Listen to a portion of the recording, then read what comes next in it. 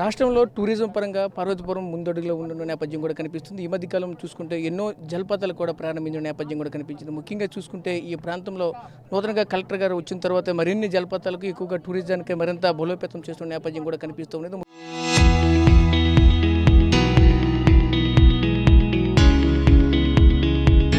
ముఖ్యంగా చూసుకుంటే ఈ ప్రాంతవాసులు ముఖ్యంగా గిరిజనుల అభివృద్ధి ధ్యేయంగా ముందుకెళ్తున్న నేపథ్యం కూడా కనిపిస్తుంది. ఇదే క్రమంలో మహాలుద్ద అనే ప్రాంతంలో కూడా ఒక పెద్ద జలపాతం కూడా ఈ రోజు ప్రారంభించిన నేపథ్యం కూడా కనిపిస్తుంది. మనతో పాటు మాట్లాడడానికి పర్వతపురం మన్యం జిల్లా కలెక్టర్ గారు అయితే మనతో పాటు ఉన్నారు. ఆయనతో మాట్లాడి మరి వాళ్ళు తెలుసుకునే ప్రయత్నం చేద్దాం. సార్ చెప్పండి సార్, ఈ యొక్క మహాలుద్ద జలపాతాన్ని అయితే ప్రారంభించారు, ఎలా చూడాలి, ఏంటి ఈ యొక్క జలపాతం వల్ల ఈ చుట్టుపక్కల ప్రాంతాలు ఏ విధంగా అభివృద్ధి చెందబోతున్నాయి ఏంటి?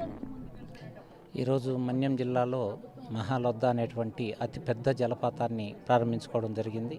గౌరవ జిల్లా మంత్రివర్యులు సంధ్యారాణి గారు దీన్ని ప్రారంభించారు. ఇది మనకు సుమారుగా 4 కిలోమీటర్ల అడవుల్లో ప్రయాణించిన తర్వాత మనం 2 కిలోమీటర్లు నడుచుకుంటూ ట్రెక్కింగ్ చేసిన తర్వాత ఒక అద్భుతమైనటువంటి జలపాతాన్ని చూడొచ్చు. ఇక్కడ ఒక్క చోట నిలబడితే మీరు 20 కొండలు ఒకేసారి కనిపించేటువంటి అద్భుత దృశ్యాలు ఇక్కడ ఉన్నాయి. ప్రకృతి ప్రేమికులందరికీ కూడా ఒక స్వర్గధామం లాంటి ప్లేసులన్నింటినీ కూడా గుర్తించడం జరిగింది. జిల్లాలో ఈ రోజుతో 7 వాటర్ ఫాల్స్ని ప్రజలకు అందుబాటులోకి తీసుకురావడం జరిగింది. ప్రతి పర్యాటక ప్రదేశం ప్రారంభించిన వెంటనే వేలాదిగా జనమందరూ కూడా రావడం అనేది కూడా చాలా సంతోషకరమైనటువంటి విషయం. ఈ జలపాతాలన్నీ కూడా దేశంలో ఎక్కడా లేని విధంగా స్థానిక గిరిజనులు తమ సొంత తెలివితేటలతోటి, తమ సొంత విధానాలతోటి, అందుబాటులో ఉన్న సౌకర్యాలతోటి ఇక్కడ మౌలిక సదుపాయాలని ఏర్పాటు చేయడం జరిగింది. ఇక్కడ ముఖ్యంగా స్థానికులకు ఉపాధి కల్పించడానికి వాటర్ ఫాల్స్లన్నీ కూడా చాలా ఉపయోగపడతాయని చెప్పి నమ్ముతూ ఉన్నాము.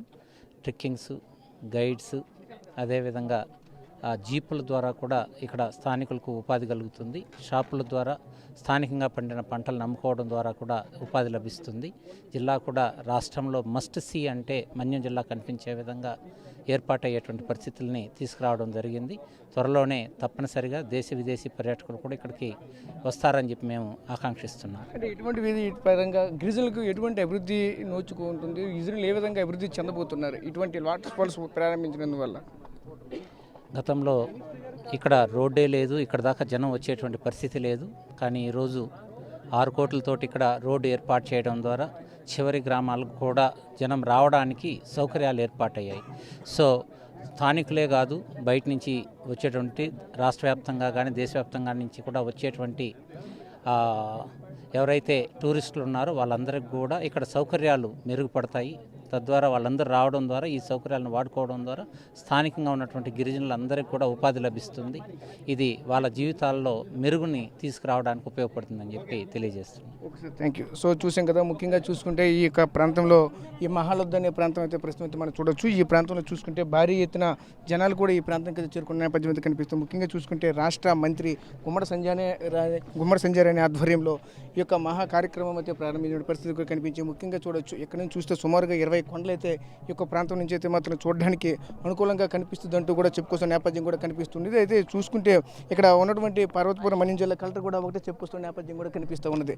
ప్రధానంగా మనం అయితే చూడొచ్చు, ఈ ప్రాంతం నుంచి అయితే ఇదంతా కూడా చూస్తుంటే కొండలు అయితే చాలా ఎత్తైనటువంటి పర్వతాలు అయితే మనకైతే కనిపిస్తూ ఉన్నాయి. చుట్టూ ఎత్తైన సరే పర్వతాలు, చుట్టూ ఎటు చూసిన సరే పచ్చదనం ఎగసిల్లుతున్న నేపథ్యం కూడా కనిపిస్తున్నది. ఇక్కడ రావాలంటే ఎన్నో ప్రయాసాలు అయితే పడాలి. అలాంటిది సుమారుగా చూసుకుంటే ఇంతకు మునుపు సుమారుగా 7 కిలోమీటర్ల వరకు ట్రెక్కింగ్ చేయవలసినటువంటి పరిస్థితులు కూడా ఉండేవి. కానీ ఇప్పుడు చూసుకుంటే ఆ ట్రెక్కింగ్ చేసినటువంటి పరిస్థితులు లేకుండా సుమారుగా ఒక 1 km మాత్రం 2 km వరకు కూడా నడుచుకుంటూ వెళ్ళినటువంటి అంటే ప్రతి ఒక్కరు కూడా అక్కడికి వచ్చామంటే ఒక థ్రిల్గా ఉండాలనే ఆలోచనతో ఈ యొక్క కార్యక్రమం కూడా ఇక్కడ నుంచి అయితే ఒక గేట్వే పెట్టి ఇక్కడ నుంచి ముందుకు తీసుకెళ్తామంటూ కూడా చెప్పుకొస్తున్నారు. ముఖ్యంగా చూసుకుంటే ఈ ప్రాంతం లొద్ద ప్రాంతంలో అయితే ప్రస్తుతమవుతుంది. ఈ లొద్ద గ్రామం చూడొచ్చు, ఇదంతా కూడా గిరిజనుల వాసులు. ఇదంతా కూడా చూస్తూ ఉంటే ఇదంతా కూడా మార్కింగ్ చేసిన పరిస్థితి కనిపిస్తుంది. సుమారుగా 6 కోట్ల రూపాయలతో ఈ రోడ్ని ప్రత్యేకంగా ఇది యొక్క ప్రాంతాన్ని అంతా కూడా ప్రారంభించిన పరిస్థితులు కూడా కనిపిస్తూ ఉన్నాయి. ప్రస్తుతం చూసుకుంటే ఇటువైపు చూసిన సరే ఎత్తైన కొండలతో, జారువారే కొండలతో ఇక్కడ కంటిన్యూగా జలపాతం 24 గంటలు 360 రోజుల పాటు ఇక్కడ కంటిన్యూగా జలపాతం నుండి నీరు కంటిన్యూగా వస్తున్నటువంటి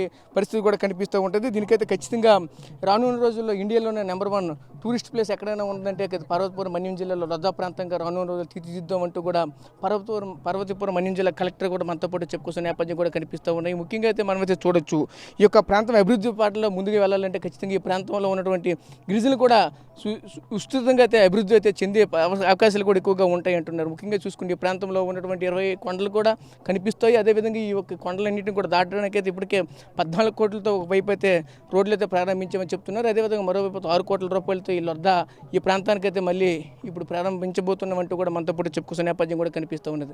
ప్రస్తుతం ఇది ఇక్కడ లొద్దా వద్ద ఉన్నటువంటి తాజా పరిస్థితి. Local to global news at your finger tips. మీ చేతిలో ఒక ఆయుధం. Download raw TV app. Media legend Ravi Prakash is back.